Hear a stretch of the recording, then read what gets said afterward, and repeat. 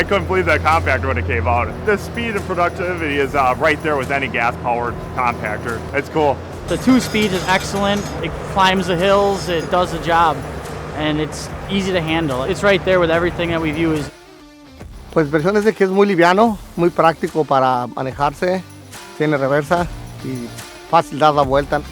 I like the function of reverse on it. In tight spots up against the wall, you don't have to drag it. You just push a button and you're out of there. The equipment doesn't work.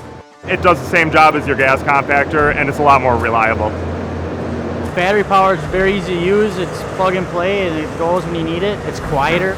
There's no emissions, which is great. Pues es más fácil el MR X porque no ocupas gas, aceite y no ocupas estar haciendo cambios.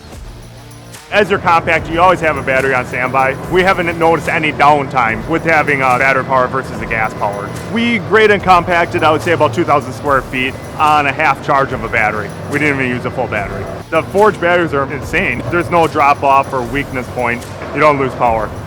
But the Milwaukee compactor, it's just push a button, you're going.